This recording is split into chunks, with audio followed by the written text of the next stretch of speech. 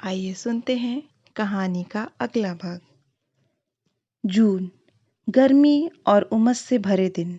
मनोज एक हाथ में थैला लटकाए रिश्ते के एक चाचा मूलचंद के साथ ग्वालियर की सड़क पर चला जा रहा है। दोपहर की चिलचिलाती धूप में वह पसीने से तरबतर हो गया है, लेकिन उसका मन आशा से भरा है। मूलचंद चाचा अपने साले त्रिलोकी के कमरे पर पहुंच गए। चाचा ने त्रिलोकी से कहा, तुम इसका त्रिलोकी, एडमिशन करवा देना। मनोज से त्रिलोकी बीए करेगा। एमएलबी कॉलेज में बीए सेकेंड ईयर का स्टूडेंट था। उसने आश्वासन दिया। जीजा जी, आप चिंता मत करो, मनोज को मैं अपने साथ ही रख लूंगा और इसका एडमिशन भी करा दूंगा। त्रिलोकी की बात से संतुष्ट होकर मूलचंद वापस चले गए।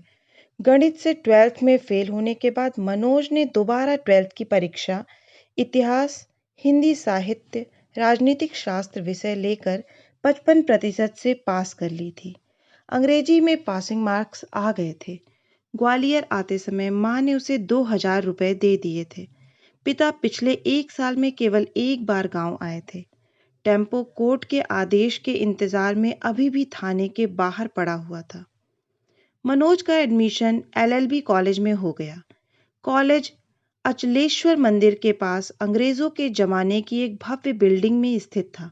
त्रिलोकी ने बताया कि अटल बिहारी वाजपेयी भी इस कॉलेज के छात्र रहे हैं। मनोज इतने बड़े और प्रसिद्ध कॉलेज में पढ़ने के कारण अपने आप को खुशनसीब मान रहा था। त्रिलोकी का कमरा ललितपुर कॉलोनी में शंकर चौक के पास था, जहां से कॉलेज नजदीक ही था। मनोज त्रिलोकी के कमरे पर ही रहने लगा। कॉलेज में पढ़ाई का अच्छा माहौल था। शुरू में सब विद्यार्थी एक दूसरे से अपरिचित थे, लेकिन धीरे धीरे चेहरे जाने पहचाने लगने लगे। मनोज ने देखा कि कॉलेज में 2 तरह के लड़के हैं। एक वे जो आसपास के गांव से आए हैं। विकास भदौरिया, रविकांत द्विवेदी इसी वर्ग के छात्र थे। दूसरा वर्ग उन लड़कों का था जो ग्वालियर के ही रहने वाले थे। आर्थिक रूप से यह लड़के गांव के लड़कों से अधिक समृद्ध थे। ये लड़के स्कूटर या हीरो पुक से कॉलेज आते थे। अमित दीक्षित और मनीष इस वर्ग के छात्र थे। इन छात्रों की एक खासियत और थी। ये सभी छात्र पहले गणित और बायोलॉजी के छात्र थे। पीईटी और पीएमटी में असफल होकर बीए के मैदान में कूदे थे। आज क्लास खाली थी। पेड़ के नीचे चबूतरे पर इन दोनों ग्रुप के लड़कों का जमावड़ा लगा हुआ था। सभी का परिचय आपस में हो चुका था, पर आज लड़कों के इतिहास पर चर्चा चल रही। किसी ने पूछा तो शहरी लड़के मनीष ने जवाब दिया, 12th में मेरा बायोलॉजी सब्जेक्ट था। 70% आए थे मेरे, पर मेडिकल एंट्रेंस में नहीं हुआ, इसलिए बीए करने लगा। मैं अब पीएससी की तैयारी करूंगा। विकास भदौरिया ने अपने करियर की अलग प्लानिंग की थी। उसने अपने घुंघराले बालों पर हाथ फेरते हुए कहा, मेरा सपना है टीवी पर रिपोर्टिंग करना। देश दुनिया की बड़ी खबरों को कवर करने वाला रिपोर्टर बनना चाहता हूं मैं। एक दिन तुम लोग मुझे जरूर टीवी पर देखोगे। भदौरिया की बात सुनकर मनोज ने उसे उत्साहित करते हुए कहा, तुम जरूर बनोगे, मेरी शुभकामनाएं तुम्हारे साथ हैं। मनोज की शुभकामनाएं सुनकर भदौरिया ने उत्साहित होते हुए कहा, धन्यवाद मनोज भाई। रविकांत द्विवेदी इंग्लिश लिटरेचर का विद्यार्थी था। वह लेक्चरर बनना चाहता था। अब मनोज की बारी थी। उसने सोचा कि यहाँ तो सभी लड़के होशियार हैं। अधिकतर तो 12th में फर्स्ट क्लास रहे हैं। एक तो वह गांव से आया है, वैसे ही उसे ये शहरी लड़के सीरियसली नहीं ले रहे होंगे। यदि वह यह बात बता दे कि 12th में आर्ट में उसके 55% थे और उसके पहले एक बार गणित में वह फेल हो चुका है, तो इतने होशियार लड़कों के ग्रुप में उसे खड़ा भी नहीं होने दिया जाएगा। अच्छे लड़कों का साथ ही उसकी तरक्की का रास्ता बनाएगा, ऐसा वह जानता था। इसलिए उसने अपने दोस्तों से कहा, 12th मैंने भी गणित से किया है, पर परसेंटेज थोड़े कम रह गए थे। 65% आए थे। मनोज की हिम्मत 70% तक नहीं पहुंच पाई। उसने 65% से संतोष किया और महसूस किया कि वह इस ग्रुप के नजदीक आ गया है। वह जानता था कि यहाँ कोई किसी की मार्कशीट नहीं देखेगा, इसलिए झूठ बोलने के बाद भी पोल खुलने का कोई खतरा नहीं है। एक शहरी लड़के अमित दीक्षित ने तो जैसे धमाका कर दिया। उसने सभी को संबोधित करते हुए कहा, पीएससी का स्तर मेरे लायक नहीं है, मैं तो आईपीएस बनूंगा। मेरी पर्सनैलिटी पर तो पुलिस की वर्दी ही सूट करती है।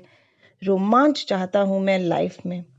सब लड़के आश्चर्य से अमित का चेहरा देखने लगे। वहां खड़े लड़कों को अमित में भविष्य का वर्दी पहने हुए पुलिस कप्तान नजर आने लगा। मनोज अमित की बात सुनकर बहुत प्रभावित हुआ। तभी किसी की भारी आवाज लड़कों को सुनाई दी, आप लोग क्लास के वक्त यहाँ बातें क्या क्यों कर रहे हैं? सामने कॉलेज के प्रिंसिपल गोविंद प्रसाद शर्मा खड़े हुए थे। उनके शब्द कोमल किंतु भारी थे। जब कोई लड़का अपनी जगह से हिला डुला नहीं और किसी के मुंह से डर के मारे कोई आवाज नहीं निकली, तो भदौरिये ने हिम्मत की, सर आज पॉलिटिकल साइंस के सर छुट्टी पर हैं, इसलिए उनका पीरियड खाली है। प्रिंसिपल सर जानते थे कि लड़के यदि इस तरह खुले मैदान में पेड़ के नीचे चर्चा करते रहेंगे तो कॉलेज में जो क्लास चल रही है उनको व्यवधान होगा तथा इन लड़कों को भी फ्री समय में गप्पे लगाने का शौक लग जाएगा। इसलिए प्रिंसिपल सर इन आदत को ही विकसित नहीं होने देना चाहते थे। उन्होंने कहा, आप लोग क्लासरूम में चलिए, मैं आता हूँ। क्लास में पहुंचकर मनोज ग्रुप के सबसे स्मार्ट और सबसे महत्वाकांक्षी लड़के अमित के साथ बैठ गया। उसकी इच्छा अमित से दोस्ती करने की होने लगी, लेकिन अमित ने गांव से आए दुबले पतले मनोज से मित्रता करने में ज्यादा रुचि नहीं दिखाई। वह मनोज के पास से उठा और शहरी लड़के मनीष के पास जाकर बैठ गया। मनोज इसके इस व्यवहार से मन महसूस कर रह गया। प्रिंसिपल सर ने क्लास में आकर बातों में वक्त बर्बाद नहीं किया और लड़कों को सीधे पढ़ाना शुरू करते हुए पहला प्रश्न किया, क्या आप लोगों में से कोई मार्क्सवाद के बारे में कुछ जानता है? सब चुप। गणित और बायोलॉजी में 12th पास लड़कों को मार्क्सवाद के बारे में कुछ नहीं पता था। कुछ देर पूर्व आईपीएस बनने की इच्छा रखने वाला अमित दीक्षित भी मार्क्सवाद के बारे में कुछ नहीं जानता था। पूरी क्लास में सन्नाटा था। मनोज ने मार्क्सवाद के बारे में 12th के राजनीतिक विज्ञान में पढ़ा था। मार्क्सवाद के बारे में प्रिंसिपल सर को बताकर वह न केवल क्लास की नज़र में बल्कि प्रिंसिपल सर की नज़र में भी अपनी योग्यता सिद्ध कर सकता था। उसके लिए यह अच्छा मौका था। उसने हिम्मत करके अपना हाथ खड़ा किया तो प्रिंसिपल सर ने कहा, चलो, इतनी बड़ी क्लास में कोई तो है जो मार्क्सवाद के बारे में कुछ जानता है। क्या नाम है तुम्हारा? मनोज ने प्रिंसिपल सर के साथ साथ पूरी क्लास को अपना नाम बताया, मनोज कुमार शर्मा। प्रिंसिपल सर ने कहा, बहुत बढ़िया मनोज, बताओ क्या जानते हो तुम मार्क्सवाद के बारे में? मनोज ने बताया, सर दुनिया में अमीर और गरीब दो वर्ग हैं। अमीर वर्ग अपने लालच के लिए गरीब वर्ग का शोषण करता है, इसलिए गरीब वर्ग को अपने अधिकार अमीरों से छीन लेने चाहिए। यही कार्ल मार्क्स कहते हैं। उसे जितना और जैसा भी याद था वह बता दिया। प्रिंसिपल सर ने कहा, दोस्तों यहाँ अमीर वर्ग को पूंजीपति और गरीब वर्ग को सर्वाहार कहा गया है। वेरी गुड मनोज, बैठ जाओ। इसके बाद प्रिंसिपल सर ने आधा घंटा मार्क्सवाद पर लेक्चर दिया। मनोज मंत्रमुग्ध सा सुनता रहा। घंटी बजने पर क्लास समाप्त हो गई। रविकांत द्विवेदी और भदौरिया ने उसे आज की उपलब्धि पर बधाई दी। भदौरिया ने मजाक में कहा, मनोज यार मुझे तो लगता है हम अलग अलग गांव से आने वाले लड़के सर्वहारा वर्ग के हैं और ग्वालियर के मूल निवासी स्कूटर मोटरसाइकिल से आने वाले स्मार्ट लड़के पूंजीपति वर्ग के हैं। आज तुमने क्लास में सर्वहारा वर्ग की नाक ऊंची कर दी। भदौरिया द्वारा की गई इस तारीफ से मनोज का चेहरा खुशी से चमकने लगा। ग्वालियर में मनोज के शुरुआती महीने स्थायित्व खोजने में ही बीत रहे थे। फीस और किताबों के बाद उसके घर से लाए पैसे भी खत्म होने लगे। 3 महीने उसे त्रिलोकी के साथ रहते हुए हो गए थे।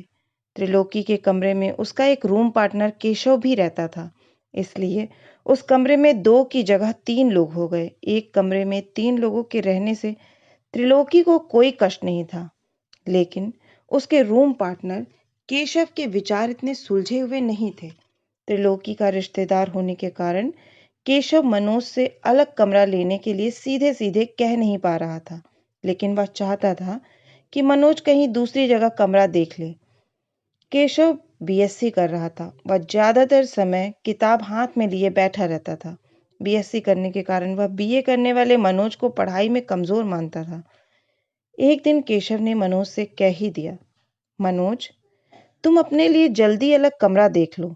3 लोगों के एक कमरे में रहने से मेरी पढ़ाई डिस्टर्ब होती है। मनोज ने केशव को आश्वासन दिया कि वह जल्द ही अलग कमरा किराए पर ले लेगा। लेकिन जब त्रिलोकी को इस बात का पता चला तो उसने केशव को आड़े हाथों लिया। केशव, 3 लोग आराम से रह सकते हैं कमरे में। मनोज ग्वालियर में नया है, इसलिए पहले साल तो ये मेरे साथ ही रहेगा। त्रिलोकी ने मनोज को अपनी जिम्मेदारी मानते हुए केशव से स्पष्ट कह दिया। त्रिलोकी के निर्णय के विरोध में केशव कुछ नहीं कह पाया, लेकिन वह मनोज से चिढ़ने लगा। एक सुबह त्रिलोकी को किसी काम से अपने गांव जाना पड़ा। मनोज कॉलेज चला गया। केशव अकेला कमरे पर रह गया। कॉलेज में एक पीरियड खाली था। मनोज और रविकांत द्विवेदी ग्राउंड में एक बेंच पर बैठकर इंग्लिश विषय को बीए में चुनने को लेकर चर्चा करने लगे। रविकांत ने इंग्लिश के लाभ गिनाने शुरू किए। मनोज, आजकल इंग्लिश के बिना कुछ भी नहीं हो सकता। इंग्लिश बहुत जरूरी है। मनोज इंग्लिश के नाम से ही घबराता था। उसने प्रतिवाद किया, लेकिन पीएससी में तो इंग्लिश की बहुत ज्यादा जरूरत ही नहीं पड़ती। रविकांत ने दृढ़ता से कहा, पर जिंदगी में पड़ती है। और किसने कहा कि तुम पीएससी में सिलेक्ट हो ही जाओगे? अगर पीएससी में नहीं हुए तो हिंदी का झुंझुना तुम्हारा पेट भी नहीं भर पाएगा। इंग्लिश आपके लिए नौकरी के कई ऑप्शन खोल देती है। आप ट्यूशन पढ़ा सकते हैं। किसी भी स्कूल कॉलेज में इंग्लिश पढ़ाने वाले लोगों की डिमांड ज़्यादा होती है। मनोज ने जब यह यथार्थ सुना तो घबरा गया। उसने पीएससी में सिलेक्ट ना हो पाने के बाद की परिस्थिति पर विचार नहीं किया था। रविकांत ने कहना जारी रखा, भाई मनोज, आप पहले ही आर्ट जैसा अनुपयोगी सब्जेक्ट लेकर गलती कर चुके हैं। इन सब्जेक्ट के दम पर मार्केट में 4 पैसे नहीं कमा सकते। अब कम से कम इंग्लिश बची है, जिसे अच्छे से सीख कर अपना भविष्य कुछ तो सुरक्षित कर सकते हो। मार्केट आधारित भविष्य के हिसाब से उसने कुछ भी गलत नहीं कहा था। इसलिए रविकांत ने प्रभावित होकर उसने हिंदी साहित्य और इतिहास के साथ बीए में एक सब्जेक्ट इंग्लिश लिटरेचर रखने का निर्णय ले लिया। चर्चा में शाम के 4 बज गए। कमरे पर पहुंचकर उसने देखा कि वहां ताला लगा हुआ है। वह वहीं बैठकर केशव का इंतजार करने लगा। इंतजार करते करते 2 घंटे बीत गए तो उसे केशव की चिंता होने लगी। पास ही रहने वाले केशव के एक दोस्त के घर जाकर मनोज को पता चला कि वह तो अपने गांव डबरा चला गया है। ललितपुर कॉलोनी में त्रिलोकी के कमरे का ताला अब भी बंद था। उसकी चाबी केशव अपने साथ ले गया था। उसके लिए समस्या यह थी कि वह रात को कहाँ जाएगा। इतने बड़े शहर में इतने सारे मकानों के बीच मनोज रात को रुकने के लिए एक आदत छत ढूंढ रहा था, पर कोई आसरा उसे दिखाई नहीं दे रहा था। उसे भूख लगाई थी। उसकी जेब में 20 रुपए ही बचे थे। उसने 20 रुपए के 2 छोले भटूरे खा लिए। अब बड़ी और भारी रात बितानी थी। मनोज को राजपूत बोर्डिंग में रहने वाले भदौरिया याद आ गया। वह राजपूत बोर्डिंग चला गया, लेकिन वहां जाकर पता चला कि भदौरिया बोर्डिंग में नहीं है। वह अपने गांव भिंड गया है। अब कोई रिश्तेदार या दोस्त पूरे ग्वालियर में मनोज का नहीं था जहां वह रात बिता सके। मनोज कॉलेज के बाहर अचलेश्वर मंदिर के पास बैठ गया। आज उसे महसूस हो रहा था कि रहने के लिए एक कमरा कितनी बड़ी उपलब्धि होती है। अचलेश्वर मंदिर के पास फुटपाथ पर कुछ भिखारी बैठे हुए थे। मनोज देर तक फुटपाथ पर बैठे इन भिखारियों को देखता रहा। कमजोर औरतें, बूढ़े बीमार आदमी मैली गठरियों को अपने पास रखे फुटपाथ पर सोने की तैयारी में थे। मनोज उन्हें देखकर अपना कष्ट भूल गया। वह तो आज पहली बार बेघर हुआ है। ये गरीब भिखारी तो रोज ऐसे ही रहते हैं। ये लोग क्या सोचते होंगे? क्या इच्छाएं होंगी इनकी? इनके लिए सुख क्या होता है? एक दो दुधमुहे बच्चे अपनी माँ की छाती से चिपके हुए थे। क्या ये बच्चे भी जब बड़े हो जाएंगे तब ऐसे ही फुटपाथ पर सोएंगे? अपने कष्ट को भूलकर वह इन तमाम प्रश्नों में डूब गया, पर उसे इन प्रश्नों का कोई उत्तर नहीं मिल रहा था। धीरे धीरे सब भिखारी सो गए, लेकिन मनोज की आंखों में नींद नहीं थी। आज वह इन बेघरबार भिखारियों का सहयात्री था। उसकी वेदना आज इन भिखारियों की वेदना से घुल मिल गई थी। वह सोचता रहा कि क्या वह कभी इस काबिल हो पाएगा जब इन लोगों के दुखों को दूर कर सके। सारी रात उसकी जागते हुए कट गई। अपने कष्ट को भूलकर वह रात भर इन गरीब और मजबूर लोगों के बारे में सोचता रहा। सुबह उसने पास ही नल पर जाकर मुंह धोया, पानी पिया और कटोरा तालाब के पार्क में जाकर बैठ गया। रात भर जागते रहने के कारण थके हुए मनोज को कटोरा तालाब की बेंच पर नींद आ गई। 2 घंटे सोने के बाद उसकी थकान कुछ कम हुई। अगले पूरे दिन वह कई बार कमरे पर गया, हर बार वहां ताला ही लगा मिला। अब उसके पास एक भी पैसा नहीं बचा था। उसने दूसरा पूरा दिन कॉलेज में गुजार दिया और रात भूखे पेट कटोरा तालाब की बेंच पर करवटें बदलते हुए बिता दी। बेघरबारी का तीसरा दिन मनोज के लिए बहुत कठिन होने वाला था। गांव जाने के लिए भी उसके पास पैसे नहीं थे। वह सुबह 7 बजे ही कमरे पर पहुंच गया, पर कमरा अभी भी बंद था। उसने ताले को पकड़कर हिलाया, लेकिन ताला हिलने से नहीं खुलने वाला था। निराश होकर वह कॉलेज चला गया, लेकिन थकान और भूख के कारण उसकी हिम्मत क्लास में जाने की नहीं हो रही थी। वह ग्राउंड में बेंच पर बैठ गया। बेंच पर बैठे बैठे उसने विचार किया कि ऐसी तकलीफें तो आएंगी ही, इन्हीं कठिनाइयों को तो पार करना है। इस विपरीत समय में भी मुझे धैर्य नहीं खोना है। मुझे पढ़ाई करना ही है, चाहे कुछ हो जाए। अचानक उसने अपने भीतर हिम्मत महसूस की। वह उठा और तेज कदमों से क्लास की ओर चल पड़ा। उसके बाद उसने लगातार 3 क्लास अटेंड की। उसने तय किया कि वह किसी के सामने रोएगा नहीं, गिड़गिड़ाएगा नहीं, किसी दोस्त से मदद नहीं मांगेगा। उसे लग रहा था कि इसी संघर्ष के रास्ते पर चलकर वह अपने जीवन में कुछ करने लायक बन पाएगा। उसे अब इस संघर्ष में अजीब सी संतुष्टि होने लगी थी। रात हो गई। 2 दिन से मनोज के पेट में अन्न का एक दाना भी नहीं गया था। भूख से बेहाल मनोज के शरीर में ताकत नहीं बची थी। उसे लग रहा था कि अब यदि उसे भोजन नहीं मिला तो वह चक्कर खाकर जमीन पर गिर जाएगा। चलते चलते वह ललितपुर कॉलोनी में सावित्री भोजनालय के सामने पहुंच गया। होटल के काउंटर पर एक 30 साल का युवक बैठा था, जो सावित्री भोजनालय का मालिक था। मनोज ने काउंटर पर बैठे मालिक से पूछा, मेरे पास पैसे नहीं हैं, क्या मुझे मजदूरी के बदले में आपके यहाँ भोजन मिल सकता है? मनोज के इस वाक्य ने निवेदन नहीं बल्कि भरोसा था, जैसे वह अपना हक मांग रहा हो। भोजनालय के मालिक ने उसे ऊपर से नीचे तक देखा। दुबले पतले मनोज के चेहरे पर दाढ़ी थी। ढीले ढाले पैंट शर्ट गंदे हो गए थे। चेहरा कमजोर था।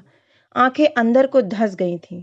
होटल मालिक ने कुछ सोचकर जवाब दिया, होटल में काम करने के लिए तो मेरे पास पहले से ही वर्कर हैं। होटल मालिक की बात सुनकर मनोज निराश नहीं हुआ। उसने किसी उम्मीद भरोसे से कहा, मेरे लिए भोजन जरूरी है। पैसे ना होने के कारण मैं मजदूरी करके भोजन करना चाहता हूँ। होटल मालिक के यहाँ सैकड़ों लड़के खाना खाने आते थे। कईयों के पास समय पर देने के लिए पैसे नहीं होते थे। वे उधार भी खाते थे। कई बार उधार वापस मिलता भी नहीं था। कई बार लड़के पैसा न होने पर रोनी सूरत बनाकर फ्री में भी खाना खा जाते थे।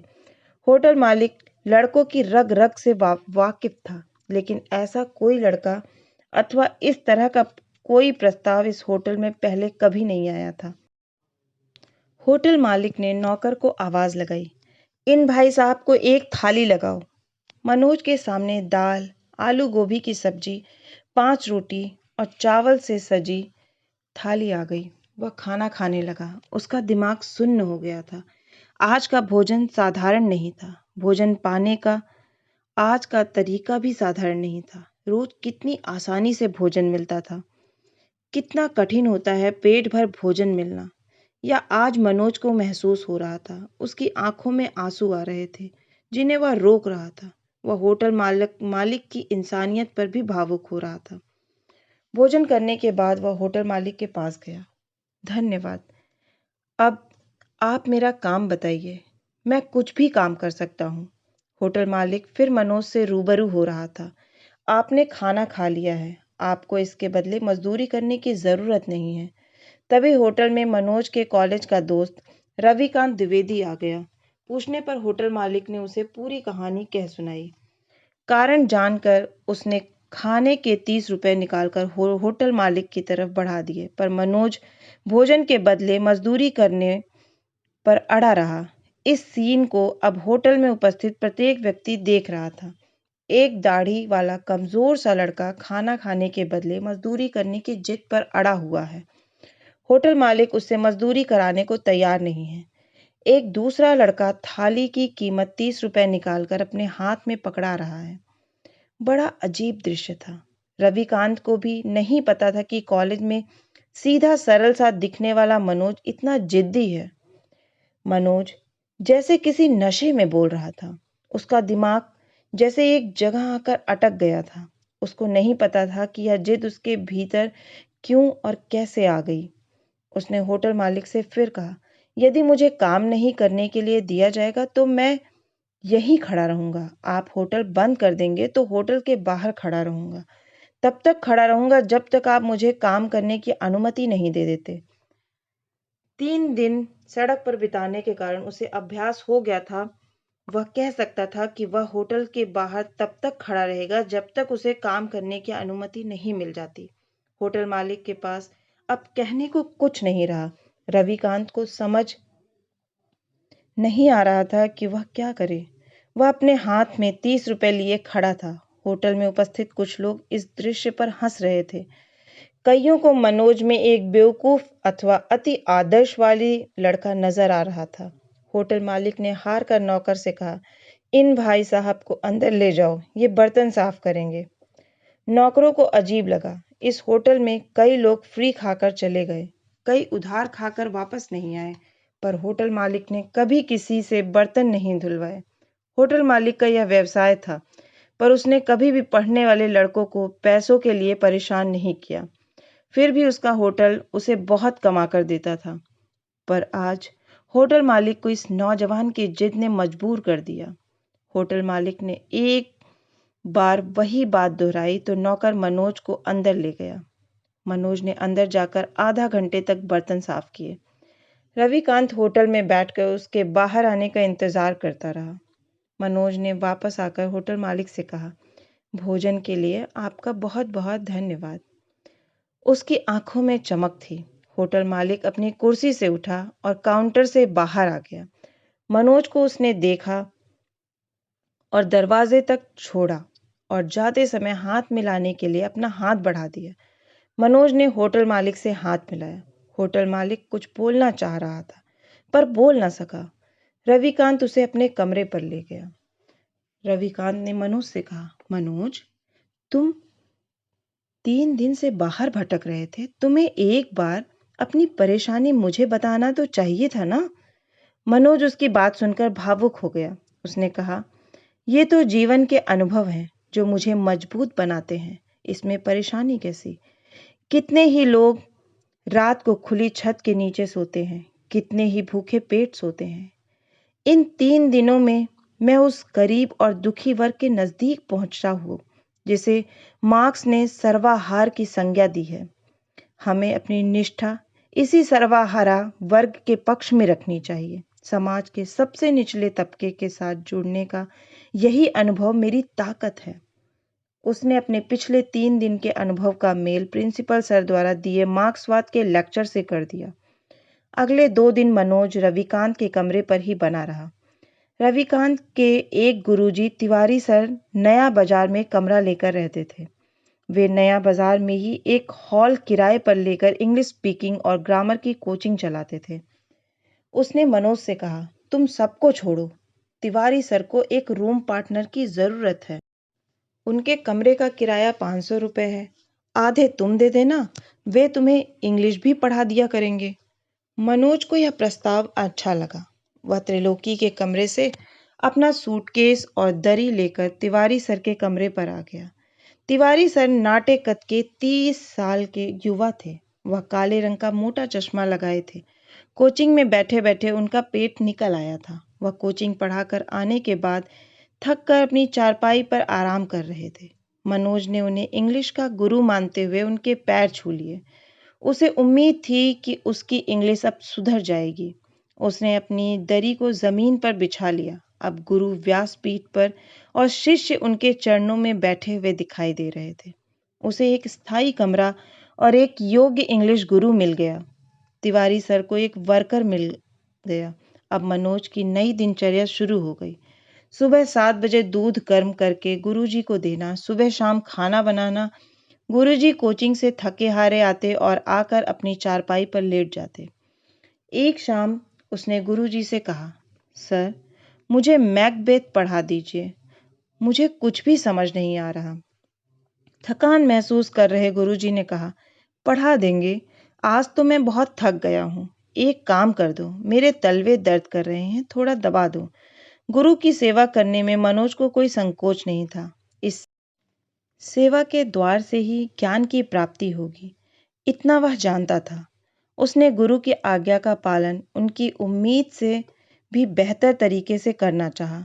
एक बाल्टी में गर्म पानी लेकर गुरुजी के पैर उसमें डाल दिए और रगड़ रगड़ कर तलवों की मालिश करने लगा। मालिश का आनंद लेते हुए गुरुजी ने उदार होते हुए एक प्रस्ताव दिया, लिटरेचर से पहले ग्रामर और स्पीकिंग सीखना जरूरी है। तुम कल से शाम 7 बजे के बैच में आ जाया करो। नया बैच है, सब तुम्हारी उम्र के लड़के लड़कियां हैं। मनोज को यह प्रस्ताव उपयोगी लगा। गुरुजी उसे फ्री में कोचिंग देने वाले थे, इसलिए उन्होंने नहाने के बाद अपने कपड़े धोना बंद कर दिए। मनोज बाथरूम में नहाने जाता तो पहले गुरुजी की चड्डी बनियान धोकर डाल देता। शाम को वह इंग्लिश की कोचिंग जाने लगा। 1 घंटे की क्लास में 15 मिनट इंग्लिश की पढ़ाई होती थी। शेष समय में इंग्लिश के नाम पर लड़के लड़कियों का जमावड़ा ही अधिक होता था। गुरुजी प्रेजेंट टेंस से क्लास शुरू करते और 3 महीने में पास्ट टेंस से होते हुए फ्यूचर टेंस तक पहुंचते थे। गुरुजी इंग्लिश का अखबार या कोई मैगजीन ले आते थे, जिसे लड़के लड़कियां पढ़ते और गुरुजी उसका अर्थ बताते। गुरुजी जानते थे कि इंग्लिश सीखना एक अनंत प्रक्रिया है, इसमें जल्दबाजी नहीं करनी चाहिए। धीमी गति से सीखने पर ही यह विदेशी भाषा समझ आ पाएगी। इसलिए गुरुजी को इंग्लिश सिखाने और बच्चों को सीखने की कोई जल्दबाजी नहीं थी।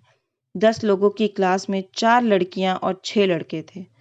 मनोज को क्लास में आते महीना भर हो गया, लेकिन अब तक प्रेजेंट टेंस भी ठीक ढंग से सीख नहीं पाया था।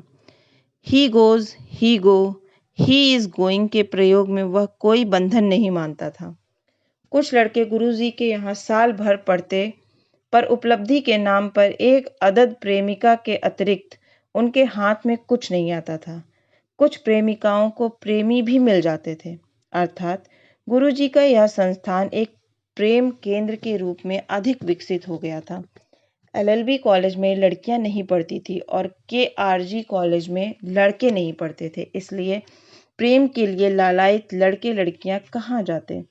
गुरुजी ने अपना कोचिंग सेंटर खोलकर इस दिशा में महान काम किया था। चूंकि कोचिंग में सारा इन्वेस्टमेंट गुरुजी ने ही किया था, इसलिए प्रेम करने का पहला अधिकार गुरुजी अपना ही मानते थे। प्रत्येक वर्ष गुरुजी औसतन 2 या 3 प्यार करते थे। एक दिन एक लड़की ने गुरुजी से कहा, सर आज मोना का बर्थडे है। मोना केआरजी गर्ल्स कॉलेज से बीएससी कर रही थी।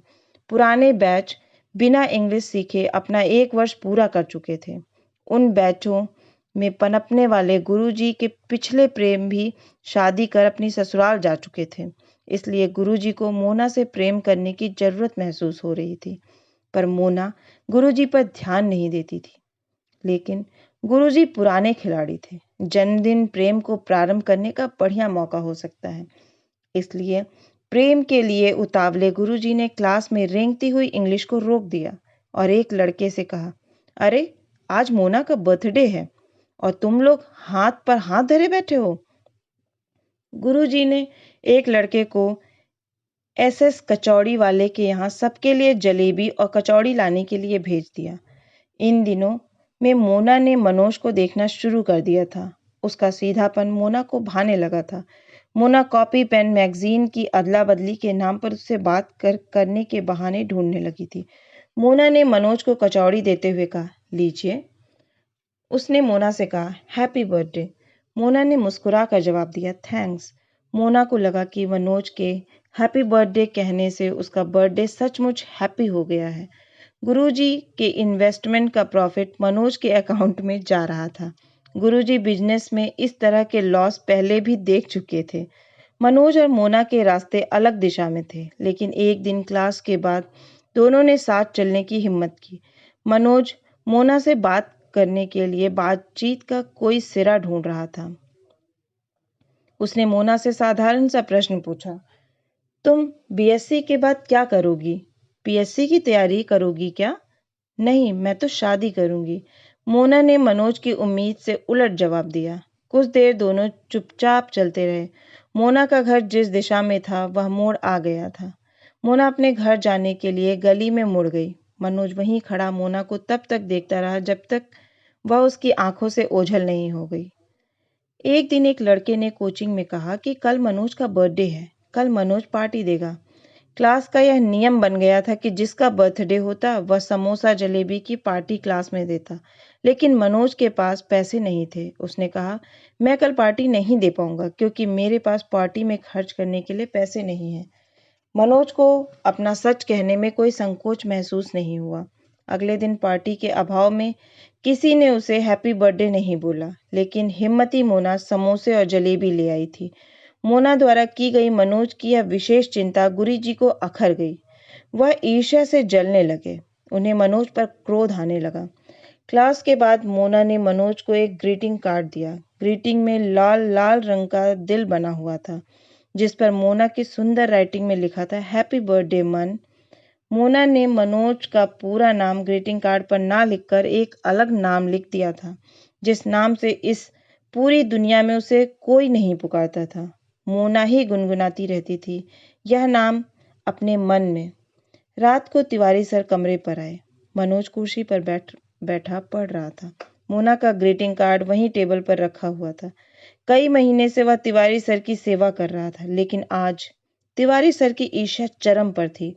उन्होंने क्रोध में जलते हुए मनोज से उल्टा सीधा कहना शुरू कर दिया। जब इससे भी उनका मन नहीं भरा तो उन्होंने मनोज के हीटर और मटके के लात मार दी। हीटर और मटका टूट गया। तिवारी ने गुस्से में मोना द्वारा मनोज को दिया ग्रीटिंग कार्ड भी फाड़कर फेंक दिया और उसे कमरा खाली करने का अल्टीमेटम दे दिया। मनोज की आंखों में आंसू बहने लगे। वह दुखी मन से अपना सामान समेटने लगा। अपना सामान उठाकर जैसे ही वह कमरे से बाहर निकला, तिवारी ने धड़ाम से दरवाजा बंद कर दिया। मनोज कुछ दिनों के लिए अपने गांव चला गया। पिता जब से गए थे तब से एक बार भी गांव नहीं आए थे, पर पिता ने इस बार कुछ पैसे घर भेज दिए थे, जिससे अब घर की आर्थिक परेशानी कुछ कम हो गई थी। टेम्पो थाने में पड़ा पड़ा अब कबाड़ होने लगा था। कोर्ट को उसका फैसला करने का अभी तक वक्त नहीं मिला था। पंडित कालीचरण अपने कर्ज के लिए तगादा करने लगे थे। माँ ने मनोज को वापस ग्वालियर जाते समय आगे के खर्च के लिए 1,000 रुपए दिए। मनोज की बीए फर्स्ट ईयर की परीक्षा नजदीक थी। गांव से लौटकर मनोज जीवाजीगंज में नाले के पास बसी हुई बस्ती टोपे वाले मोहल्ले में रहने लगा। जब से उसने तिवारी सर का कमरा छोड़ा, उसे मोना फिर कभी नहीं मिली। बड़े से ग्वालियर और छोटी सी दुनिया में फिर कभी मोना और मनोज एक दूसरे से नहीं मिले। टोपे वाले मोहल्ले में वह सबसे घुल मिल गया। वह पड़ोसियों की तारीफ पाने के लिए रात को छत पर लैम्प जलाकर पढ़ता। कई बार तो सुबह 4-5 बजे तक वह छत पर पढ़ता रहता। पड़ोसी महिलाएं अपने घुमक्कड़ और आवारा बच्चों को उससे सीख लेने के लिए कहती। उसके पास ग्वालियर के समाज में सम्मान और प्रशंसा प्राप्त करने के लिए पढ़ाई के अलावा कोई दूसरा तरीका नहीं था। फर्स्ट ईयर की परीक्षा हो गई। इंग्लिश लिटरेचर में पासिंग मार्क्स आने के कारण उसका टोटल केवल 55% ही रहा। छुट्टियां गांव में बिताने के बाद सेकेंड ईयर की पढ़ाई के लिए वह वापस ग्वालियर आ गया। दिसंबर में एक दिन रविकांत ने उससे कहा, मनोज, क्या तुम विवेकानंद केंद्र के 3 दिन के युवा प्रेरणा शिविर में चलोगे? विवेकानंद केंद्र के बारे में अधिक जानकारी देते हुए उसने बताया, यह एक समाज सेवी संगठन है जो युवा लोगों को देशभक्ति और समाज सेवा के लिए प्रेरित करता है। तुम्हारी रुचि का काम है, तुम्हें जरूर चलना चाहिए। मनोज को यह प्रस्ताव अच्छा लगा। आश्रम जैसा यह केंद्र ग्वालियर की एक पहाड़ी पर स्थित था। मनोज 100 रुपए फीस देकर रविकांत के साथ शिविर में पहुंच गया। अगले दिन सुबह 5 बजे शिविर की गतिविधियां शुरू हो गईं। सर्वे भवन्तु सुखिना श्लोक पाठ से दिन की शुरुआत होती थी। फिर व्यायाम, उसके बाद देश के महापुरुषों के जीवन पर प्रेरणादायक भाषण देने ग्वालियर के विद्वान वक्ता आते थे। शाम के चर्चा सत्र में युवाओं के ग्रुप बन जाते थे, जिसमें आतंकवाद, युवाओं की सही दिशा, नारी सशक्तिकरण जैसे विषय पर ग्रुप डिस्कशन होते थे। मनोज बढ़ चढ़कर सभी गतिविधियों में हिस्सा लेता। उसे एक विस्तृत और योग्य समाज मिल गया, जहां से वह न केवल बहुत कुछ सीखना चाहता था, बल्कि उस योग्य समाज को अपनी योग्यता से प्रभावित भी करना चाहता था। यहाँ तक कि उसकी इच्छा होने लगी कि उसे ही सर्वश्रेष्ठ प्रतिभागी का प्रमाण पत्र मिले। इसलिए वह ग्रुप डिस्कशन में सबसे आगे रहकर अपने विचार व्यक्त करता। विद्वानों द्वारा दिए गए भाषण के बाद प्रश्न पूछने में सबसे आगे रहता। श्रमदान में भी वह सबसे ज्यादा मेहनत करता। तारीफ प्राप्त करने की अदम्य इच्छा ही उसकी चलायमान शक्ति थी। शिविर के दूसरे दिन उसने अपनी डायरी में लिखा, इतना आनंद जीवन में पहली बार प्राप्त हो रहा है। कुछ तो दम है इन लोगों में जो खुद को कार्यकर्ता कहते हैं, राष्ट्र निर्माण में योगदान देने की प्रेरणा देते हैं। ये लोग। एक श्रेष्ठ व्यक्ति रजनीश त्यागी के व्यक्तित्व से मैं बहुत प्रभावित हुआ हूँ। वे ग्वालियर के किसी स्कूल में प्रिंसिपल हैं। उन्होंने स्वामी विवेकानंद जी के जीवन पर जैसा भाषण दिया, वैसा मैंने कभी नहीं सुना। मैं तो पवित्रता से भर गया हूँ। विवेकानंद कहते थे कि अपने आप को कमजोर मानने से बड़ा पाप कोई दूसरा नहीं है। यहाँ आकर मुझे लग रहा है कि मैं जीवन में कुछ भी कर सकता हूँ। असीम शक्ति मेरे भीतर भर गई है। देश से बड़ा दूसरा कोई धर्म नहीं है और देशभक्ति से बड़ा दूसरा कोई लक्ष्य नहीं हो सकता। यहाँ आकर मैंने संकल्प ले लिया है कि देश सेवा करना ही मेरा लक्ष्य है। मनोज विवेकानंद केंद्र के काम, उसकी विचारधारा और वहाँ के कार्यकर्ताओं से सम्मोहित सा हो गया था। त्यागी जी ने एक प्रोजेक्ट सबके सामने रखा, जिसमें अगले रविवार घर घर जाकर सर्दियों के कपड़े इकट्ठा करने थे और उन्हें गरीब जरूरतमंदों को देना था। मनोज ने अभी तक देशभक्ति के केवल भाषण सुने थे, पर यहाँ देशभक्ति कार्य रूप में बदल रही थी। शिविर समाप्त हो गया। मनोज को सर्वश्रेष्ठ प्रतिभागी का प्रमाण पत्र मिला, जिस कारण उसे अपने विचार शिविर में व्यक्त करने का मौका मिला। उसने अपने भाषण में यह संकल्प लिया कि वह हमेशा ईमानदार रहकर देश की सेवा करेगा। वहां उपस्थित सभी लोगों ने ताली बजाकर उसके भावनात्मक संकल्प की प्रशंसा की। इन प्रशंसात्मक तालियों से वह आत्मविश्वास से भर गया। अगले रविवार उसने कपड़े एकत्रित कर बांटने का काम किया। वापस आकर उसने अपनी डायरी में लिखा, मैंने खूब कपड़े इकट्ठे किए। किसी ने सम्मान किया, किसी ने अपमान, पर गरीबी देखकर मन बहुत आहत हुआ। लोग किस तरह से टूट पड़ते थे कपड़ों पर। हे भगवान, क्या होगा इनका। त्यागी जी ने ठीक ही कहा था कि घर घर जाकर समाज के लिए कुछ मांगने से हमारा ईगो खत्म होता है और हम यह सीख जाते हैं कि समाज ही सब कुछ है, हम कुछ भी नहीं। उसके दिमाग में अब क्लियर हो गया था कि उसे देश और समाज के लिए कुछ करना है। उसने विवेकानंद केंद्र में प्रशिक्षण के बाद मिले प्रमाण पत्र को पूजा की अलमारी में भगवान की मूर्ति के पास सजा के रख दिया। मनोज ने कोर्स की किताबों को किनारे कर दिया और विवेकानंद के साहित्य को पढ़ना शुरू किया। उसकी सेकेंड ईयर की परीक्षा नजदीक आ रही थी, लेकिन उसके भीतर देश सेवा का जज्बा भर गया था। उसे लगा कि इसके लिए विवेकानंद केंद्र से बेहतर कुछ नहीं हो सकता। इसलिए पीएससी का विचार पीछे छूटने लगा। उसके स्थान पर अब उसके मन में विवेकानंद केंद्र में आजीवन कार्य करने की तीव्र इच्छा पैदा हो रही थी। उसने बीए सेकेंड ईयर की परीक्षा दे दी। वह सेकेंड डिवीजन से पास हो गया। इंग्लिश लिटरेचर में उसके फिर से पास होने योग्य अंक ही आ पाए थे। मनोज छुट्टियों में गांव चला गया। वापस आकर फाइनल ईयर की तैयारी करने लगा। सितंबर में एक बार फिर वह विवेकानंद केंद्र के शिविर में हो गया। इस बार 15 दिन का शिविर था। वह शिविर से पूरी तरह चार्ज होकर वापस आया। उसने अपनी डायरी में लिखा, विवेकानंद को पढ़ने का प्रयास किया जा रहा, 6-7 किताबें पढ़ी हैं बस।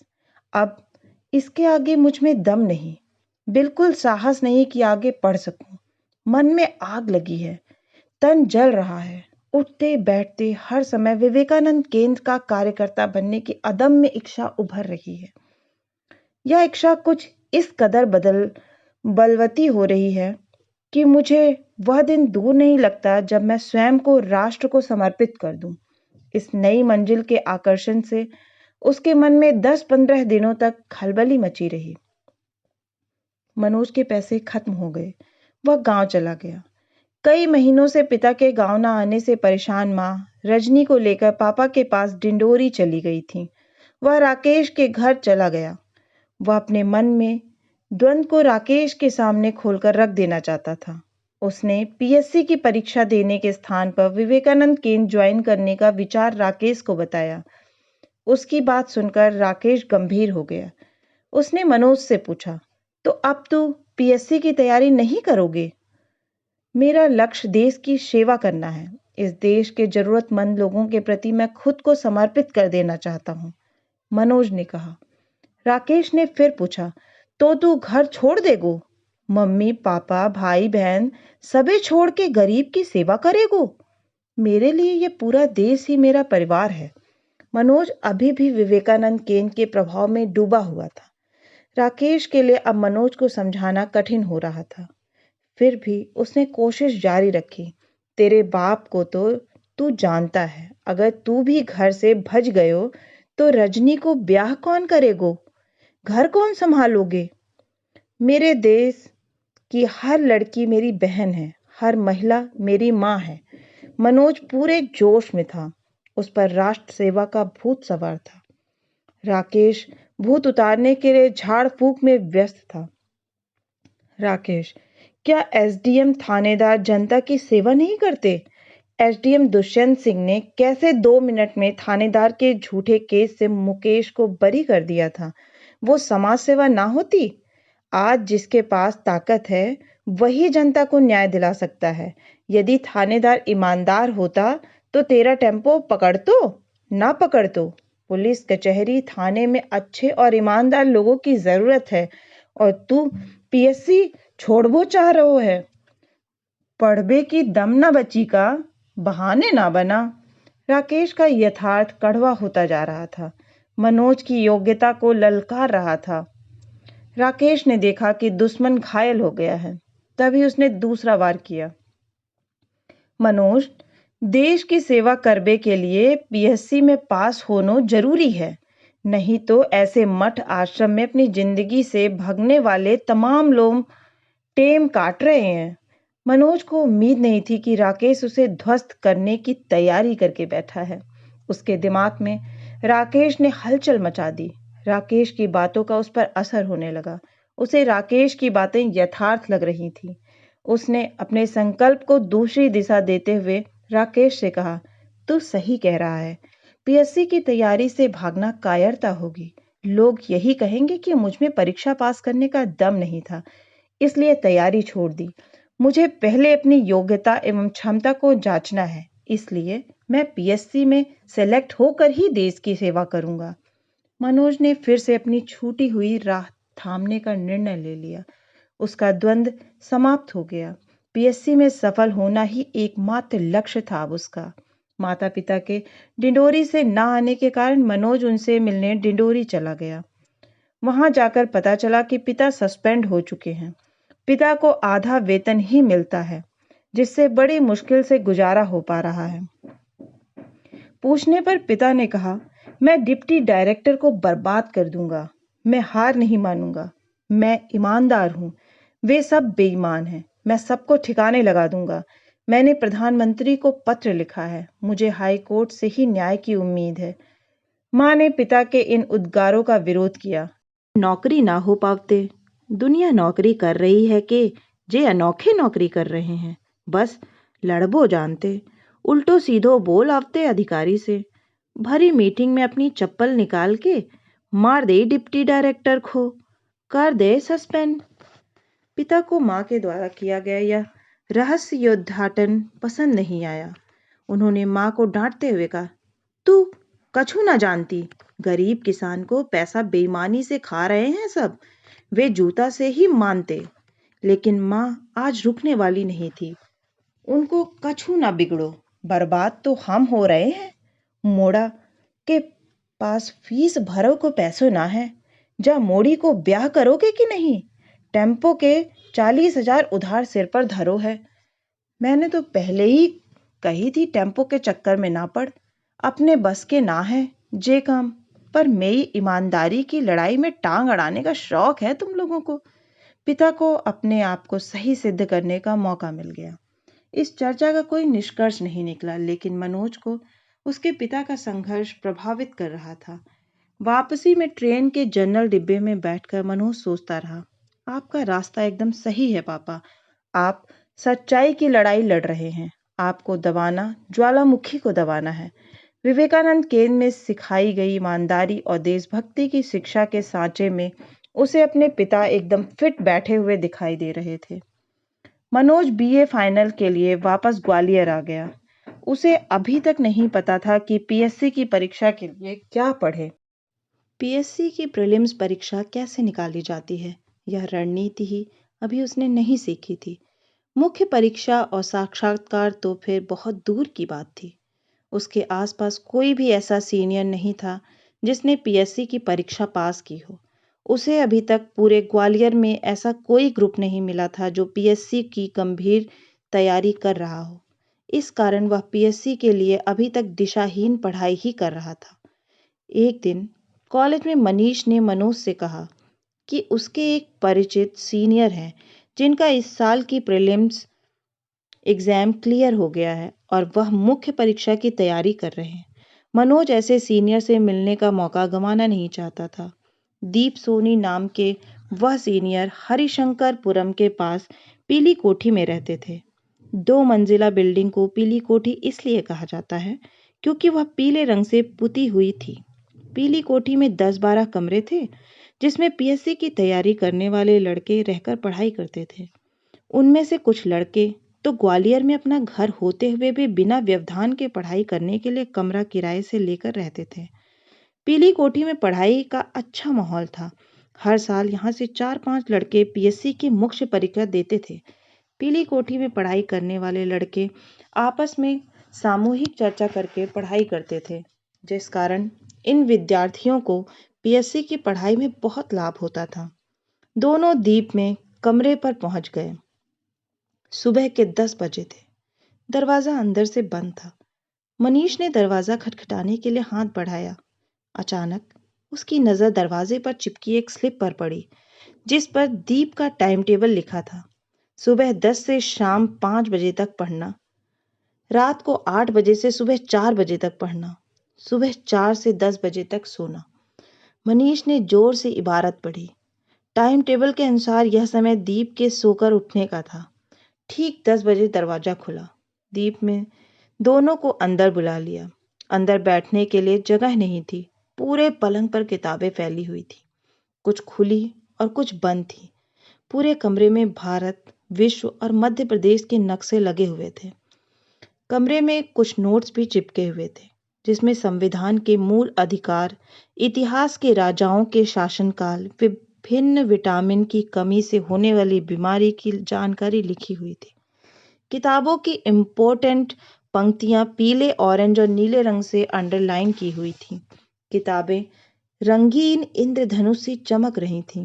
दोनों लोग किताबें, कॉपी, रजिस्टर, पेन, पेंसिल सरकाकर पलंग के किनारे पर बैठ गए।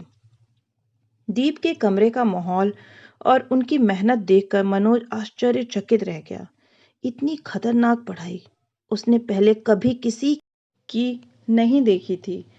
अपनी अब तक की पढ़ाई दीप की फैली हुई किताबों के सामने मनोज को बौनी लग रही थी। मनोज ने पूछा, आपके पीएससी में क्या विषय हैं? केमिस्ट्री और हिस्ट्री, दीप ने जवाब दिया। मनोज का भी एक विषय हिस्ट्री था।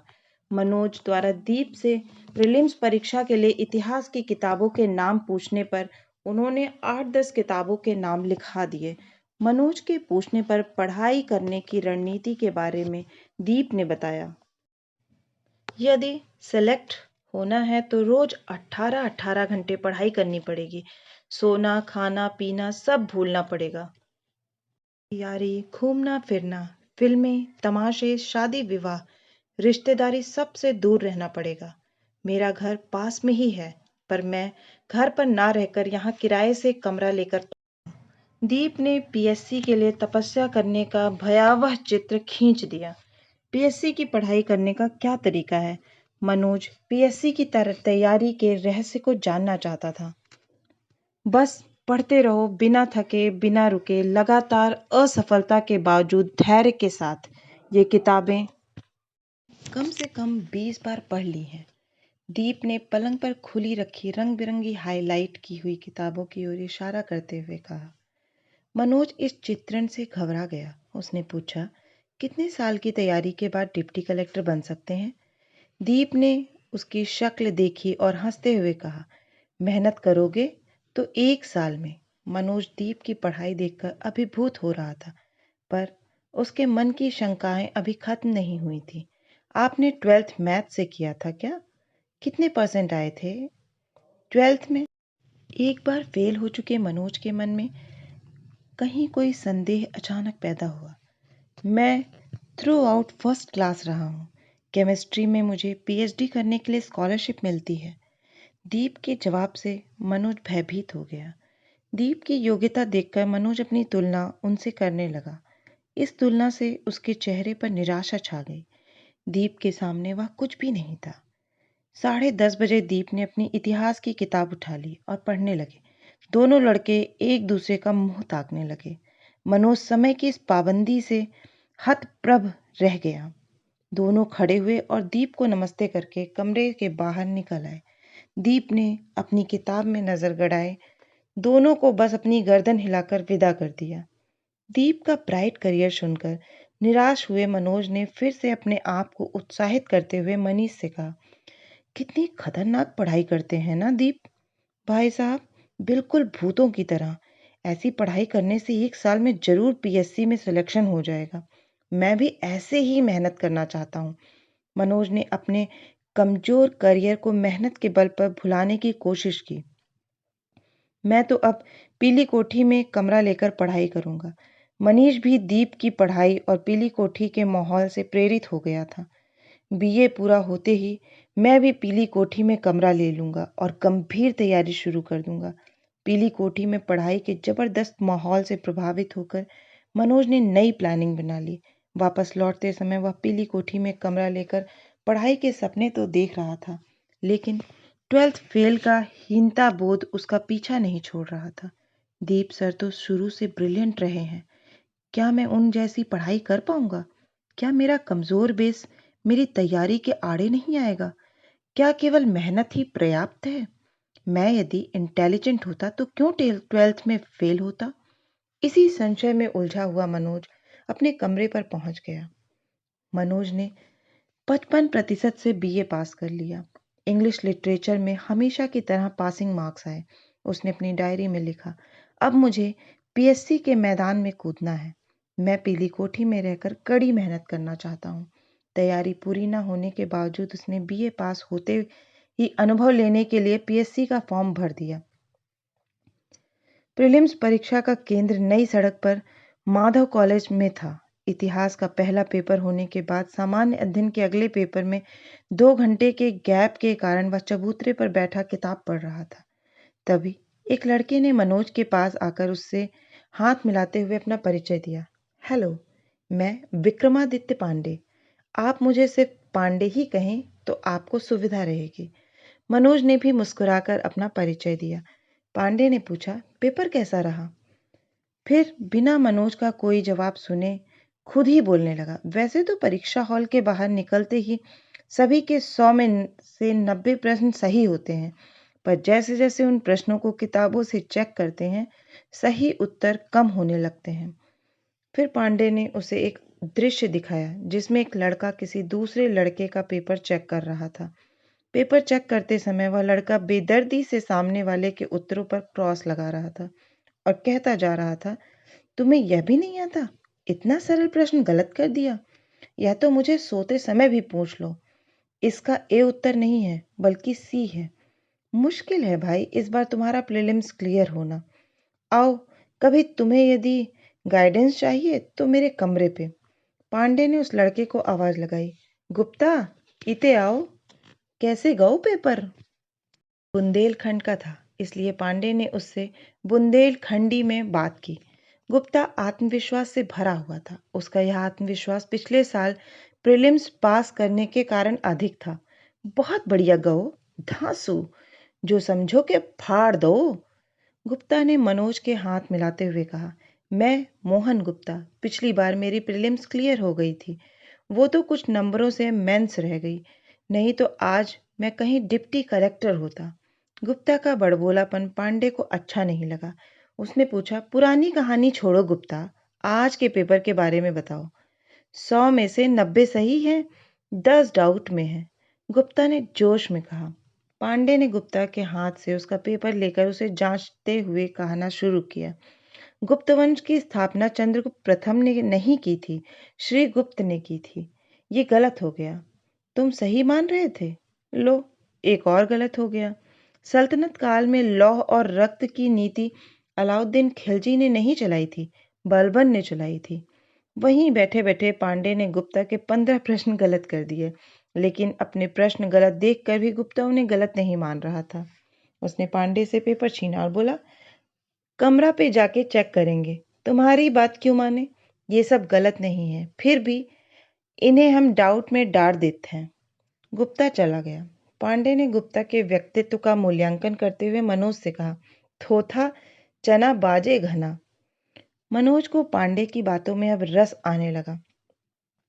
उसने पांडे को अपने कमरे का एड्रेस दे दिया। उसे उम्मीद थी कि पांडे पढ़ाई में साथ देने वाला बढ़िया स्टूडेंट हो सकता है। पांडे के घर से मनोज का कमरा ज्यादा दूर नहीं था, इसलिए पांडे हर दूसरे तीसरे दिन उसके कमरे पर जाने लगा। दोनों की अच्छी दोस्ती हो गई। मनोज के पिता अभी भी सस्पेंड थे। उस पर उन्होंने कंगाली में आटा गीला कर दिया। सस्पेंशन के बाद उन्हें डिंडोरी से झाबुआ अटैच कर दिया गया था, पर पिता ने इस अटैचमेंट को अपने सम्मान के विरुद्ध माना और वह झाबुआ नहीं गए। अब उन्हें आधी तनख्वाह मिलना भी बंद हो गई। आर्थिक समस्या विकराल हो गई। मनोज को अब महीने के 1000 रुपये मिलने भी बंद हो गए। पीएससी की पढ़ाई के शुरुआती दौर में ही उसका सामना भीषण आर्थिक संकट से हो गया। आगे की पीएससी की तैयारी के लिए मनोज पीली कोठी में शिफ्ट होने के ख्वाब देख रहा था, पर बिना पैसों के उसे ग्वालियर में ही रहना असंभव लग रहा था। पीली कोठी में रहने के लिए कम से कम महीने के 1000 रुपये जरूरी थे, पर मनोज को घर से रुपए की अब कोई उम्मीद नहीं थी। लेकिन इस आर्थिक संकट को कोसने और दुखी होने की जगह मनोज ने उससे जूझने का संकल्प लिया। उसने यह तय किया कि वह बच्चों को ट्यूशन पढ़ाकर इतने पैसे कमाएगा कि पीली कोठी में कमरा लेकर पढ़ाई कर सके।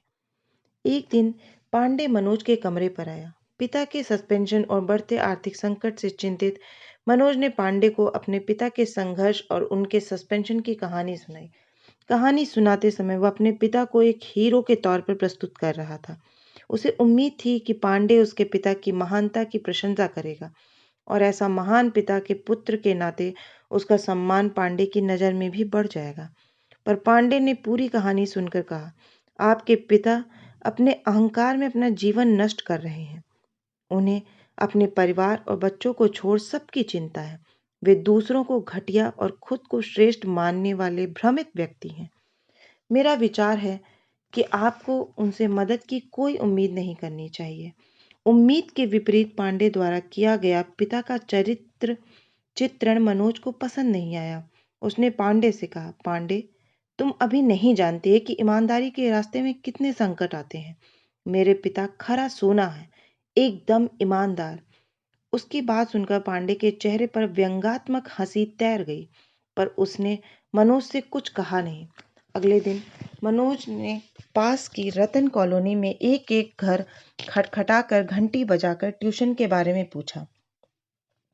3-4 महिलाओं ने तो मना कर दिया, कि उनके घर में बच्चे नहीं हैं। एक महिला ने कहा कि उसका बच्चा क्लास 10th में है, उसे केवल गणित और फिजिक्स के टीचर की ज़रूरत है। गणित और फिजिक्स मनोज के बस की बात नहीं थी। एक महिला ने कहा कि उसके बच्चे 7th क्लास में हैं, पर वे इंग्लिश मीडियम के विद्यार्थी हैं। वह पूरा सिलेबस इंग्लिश मीडियम में नहीं पढ़ा सकता था। कई दिनों तक घर घर जाकर ट्यूशन मांगने के बावजूद उसे एक भी ट्यूशन नहीं मिला। मनोज को अब अपने ऊपर गुस्सा आने लगा। उसने अपनी क्षमताओं पर ही संदेह होने लगा। उसने अपनी डायरी में लिखा, मैं खुद को कितना होशियार मानता था, पर आज समझ आ गया कि मैं कितना अयोग्य हूँ। मुझे कोई हक नहीं है इतने बड़े सपने देखने का। मैं व्यर्थ ही दीप सर के बराबर अपने आप को मान रहा था। जब मैं 100 रुपए का ट्यूशन नहीं पढ़ा सकता तो पीएससी में क्या खाक सफलता होऊंगा। मनोज मानसिक और शारीरिक थकान महसूस करने लगा। उसे बुखार आ गया। शाम हो चुकी थी। वह अपनी छत पर निराश बैठा सूनी आंखों से आसमान ताक रहा था। उसकी डायरी पास ही रखी थी। तभी पांडे आ गया। उसने एक फीकी मुस्कुराहट के साथ पांडे का स्वागत किया। दोनों कुछ देर चुपचाप बैठे रहे। पांडे ने उसकी डायरी उठाई और अंतिम पेज पढ़ने लगा।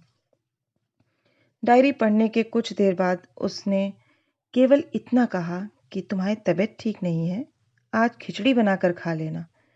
पांडे जब मनोज की डायरी पढ़ रहा था तब उसे लगा कि पांडे उसके कष्ट को समझ रहा है, पर जब पांडे उसे खिचड़ी बनाकर खाने की सलाह देकर चला गया तो वह समझ गया कि शहर के लड़कों में संवेदनाएं नहीं होती। इन्हें किसी के दुख से कोई मतलब नहीं होता। उसके दूसरे दोस्त भी बीए के बाद से उसके संपर्क में नहीं थे। वह ग्वालियर में अब एकदम अकेला पड़ गया था। सुबह मनोज का बुखार बढ़ गया। उसके पास डॉक्टर को दिखाने के लिए पैसे नहीं बचे थे। पूरा दिन वह बुखार में तपता रहा।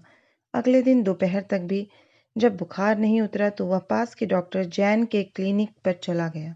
डॉक्टर के सामने बैठकर उसने सबसे पहले कहा, सर, मेरे पास आपकी फीस देने का पैसे नहीं है। उसे लगा कि उसकी सच्चाई और दुख से डॉक्टर उसे बिना फीस के दवा दे देगा, पर डॉक्टर सावित्री भोजनालय के युवा मालिक जैसा भावुक और सरल नहीं था। डॉक्टर ने उसे अपने क्लिनिक से भगा दिया। मनोज डॉक्टर के व्यवहार से अंदर तक हिल गया। वह सोचता रहा कि कैसे कोई डॉक्टर जैसे पवित्र व्यवसाय करके भी इतना कठोर हो सकता है।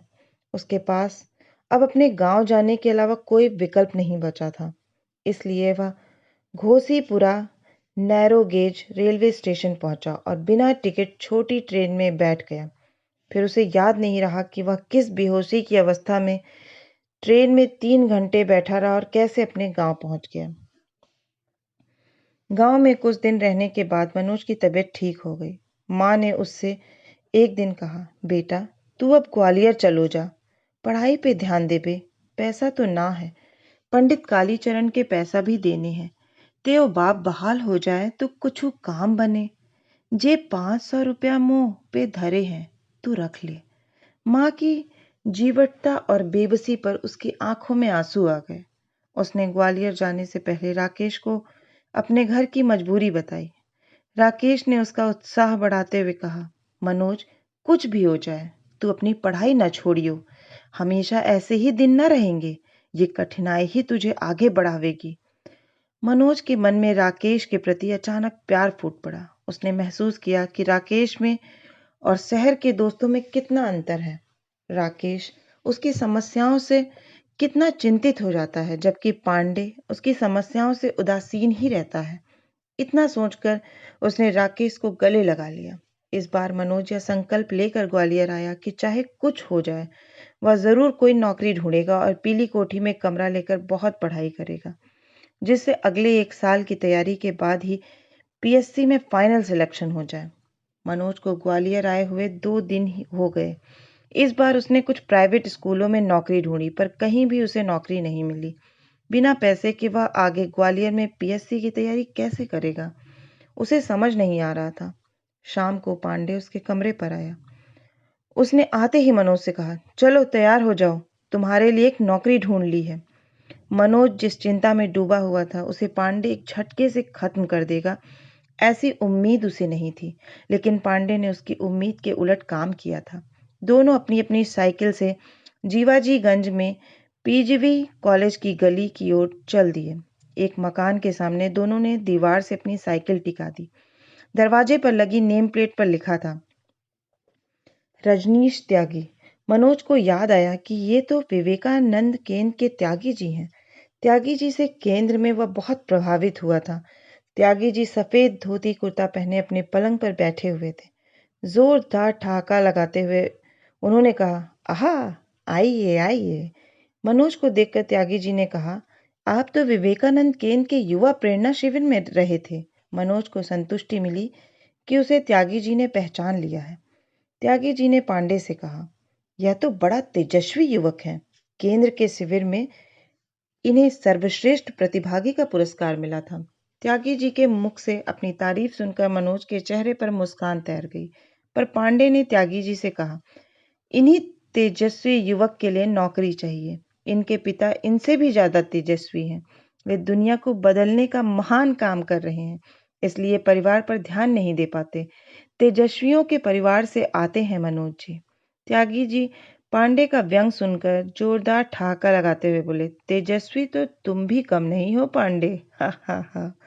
मनोज ने महसूस किया कि त्यागी जी के आसपास कितना खुशनुमा और आनंद से भरा वातावरण रहता है। दुख और तनाव तो जैसे त्यागी जी के सामने ठहर ही नहीं पाते, केवल हंसी ठहाकों का माहौल रहता है।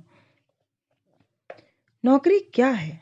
साहित्य सभा की लाइब्रेरी संभालना है। दौलतगंज में है। सुबह शाम 2-2 घंटे, 300 रुपये मिलेंगे। मनोज चाहे तो लाइब्रेरी में रह भी सकते हैं, त्यागी जी ने कहा। मनोज को त्यागी जी का प्रस्ताव सुनकर लगा कि उसकी उम्मीदों में फिर से जान आ गई है। यद्यपि वह 300 रुपये में पीली खोटी में रहकर पढ़ाई नहीं कर सकता था, लेकिन उसे अपने पैर ग्वालियर में जमाने का मौका मिल गया। लाइब्रेरी में रहने और नौकरी करने से उसे पीएससी की पढ़ाई छोड़कर गांव वापस नहीं जाना पड़ेगा। डूबते को तिनके का सहारा मिल गया। त्यागी जी ने मनोज से पूछा, तुम्हारा बीए का रिजल्ट कैसा रहा? त्यागी जी के प्रश्न से मनोज अचानक अपने विचारों से बाहर आया। उसे त्यागी जी के सामने अपने आप को योग्य सिद्ध करने का मौका मिल गया। उसने ब्रेड का टुकड़ा मुंह में रखते हुए त्यागी जी से कहा, अच्छा रहा सर, 62% आए हैं। वह भूल गया कि उसने पांडे को 55 बताए थे। पांडे ने सुना तो उसने मनोज से पूछा, मनोज जी, जहां तक मुझे याद है आपने मुझे 55% बताए थे, क्या मैं सही हूँ? मनोज ने तो त्यागी जी को प्रभावित करने के लिए सेकंड डिवीजन को फर्स्ट डिवीजन में बदला था। उसे उम्मीद नहीं थी कि पांडे उसके झूठ को त्यागी जी के सामने उजागर कर देगा, लेकिन पांडे उसकी पोल खोलकर माहौल बिगाड़ रहा था। ब्रेड का टुकड़ा उसके गले में अटक गया। उसे समझ नहीं आ रहा था कि पांडे को क्या जवाब दे, लेकिन चतुर मनोज ने तुरंत विषय बदला। स्वामी विवेकानंद पर आपका भाषण मुझे बहुत अच्छा लगा था। लेकिन पांडे ने मनोज की सच्चाई को त्यागी जी के सामने प्रकट करने का पूरा मन बना लिया था। उसने सीधे सीधे मनोज से पूछ ही लिया, मनोज जी, विवेकानंद को छोड़िए, ये बताइए कि बीए में आपके कितने परसेंट थे? मनोज ने पूर्व में भी इस तरह के सफल झूठ से लोगों की नजरों में सम्मान प्राप्त किया था, पर आज उसका दांव उल्टा पड़ गया। अपनी चोरी पकड़ी जाने के कारण वह अपनी नजरें चुरा रहा था। इस उलझ चुके धागे का सिरा त्यागी जी ने पकड़ा। वे समझ गए कि मनोज ने उनकी नजर में योग्य बनने के प्रयत्न में झूठ बोला। त्यागी जी को इस झूठ में कुछ भी गलत नहीं लगा। वह इसे गांव के कमजोर माहौल से शहर में अपना स्थान बनाने आए लड़के का सामान्य मनोविज्ञान मान रहे थे। त्यागी जी ने अपने अनुभव से मनोज को अपराध बोध से मुक्त करने की कोशिश की। मेरी तो एमए इंग्लिश में 3rd डिवीजन थी, पर लोग मानने को तैयार नहीं होते। मैं भी नहीं कहता कि 3rd डिवीजन पास हूँ। मेरे कुछ अति उत्साही प्रेमी तो मुझे पीएचडी मानकर डॉक्टर डॉक्टर कहते रहते हैं। मैंने पीएचडी तो क्या, एमफिल तक नहीं की, पर लोग मानते हैं तो मैं मानते रहे। मैं भी मना नहीं करता। मनोज का तनाव त्यागी जी की समझ और विनोदी प्रवृत्ति ने हल्का कर दिया। दोनों अपने अपने घर चल दिए। रास्ते में मनोज ने पांडे से गुस्से में कहा, तुमसे यह उम्मीद नहीं थी, तुमने मुझे आज बहुत बेइज्जत किया। पांडे कुछ देर सोचता रहा, फिर बोला, यह बहुत जरूरी था। जीवन में अब कभी भी तुम्हारे परसेंट से तुम्हारे व्यक्तित्व और तुम्हारी योग्यता का आकलन नहीं होगा। इसलिए अपनी पुरानी कमजोरियों को झूठ के सहारे छुपाने के स्थान पर सच्चाई के साथ उनका सामना करो। मनोज पांडे का चेहरा देखता रहा, फिर दोनों अलग अलग दिशाओं में चले गए। मनोज के पास सामान के नाम पर एक सूटकेस, बाल्टी, कुछ किताबें और एक गद्दा था। वह एक तांगे में अपना सामान रखकर दौलतगंज स्थित साहित्य सभा की लाइब्रेरी पहुंच गया। सामने 100 साल पुरानी बिल्डिंग थी, जिसके भूतल पर टिम्बर की दुकानें थीं और प्रथम तल पर साहित्य सभा का बोर्ड लगा था। गोल चक्करदार सीढ़ियों से अपना सामान लिए वह सभा की लाइब्रेरी में पहुंच गया। इस बड़े हॉल में चारों तरफ किताबों से भरी अलमारियां, बीच में पाठकों के पढ़ने के लिए टेबल और बेंच, काव्य सम्मेलन और दूसरे साहित्यिक कार्यक्रम के लिए 2 तख्त का छोटा सा मंच, मंच के पास में लेक्चर डेस्क और माइक रखा था। लाइब्रेरी की दीवारों पर देश के तमाम बड़े साहित्यकारों और महापुरुषों की तस्वीरें लगी हुई थी। मनोज ने रात को सोने के लिए मंच को ही अपना बिस्तर बना लिया। सुबह शाम 2 घंटे लाइब्रेरी में लोग किताबें पढ़ने आते थे। बाकी समय वह लाइब्रेरी में अकेला ही रहता था। इस अकेलेपन को दूर करने का काम उसके लिए लाइब्रेरी की किताबें करती थी। उसने लाइब्रेरी की किताबें पढ़ना शुरू कर दी। उसने Abraham Lincoln, Thomas Alva Edison, Everest पर चढ़ने वाले तेंजिन नार्गे जैसी कई जुझारू लोगों की जीवनियां पढ़ डाली। अब्राहम लिंकन के गरीबी के दिनों के संघर्ष ने उसे बहुत प्रभावित किया। यहाँ तक कि उसने लिंकन को अपना हीरो मानते हुए उन जैसा दिखने के उद्देश्य से अपनी पतली दाढ़ी न कटवाने का फैसला ले लिया। मनोज ने अपनी तनख्वाह के 300 रुपये भोजनालय में जमा कर दिए। उसके रहने, खाने और पढ़ने का इंतजाम हो गया। महीने में 2 बार शाम को लाइब्रेरी में काव्य गोष्ठी होती, जिसमें शहर के कवि साहित्यकार इकट्ठा होते। सामाजिक साहित्यिक विषय पर परिचर्चा का आयोजन भी होता। मनोज को इन आयोजनों की जिम्मेदारी भी निभानी होती थी। फर्श बिछाने और माइक लगाने जैसे काम भी उसे ही करने पड़ते थे। मनोज ध्यान से विद्वानों के भाषण सुनता। उसकी इच्छा होती कि वह भी मंच से भाषण दे या अपनी लिखी कोई कविता सुनाए, पर मनोज को मौका नहीं मिलता। उसे मंच पर खड़े होकर बोलना एक अद्भुत और दैवीय काम लगता। जब सभा का कार्यक्रम समाप्त हो जाता और सभा में कोई नहीं होता, तब मनोज माइक चालू करके भाषण देने का अकेले अभ्यास करता।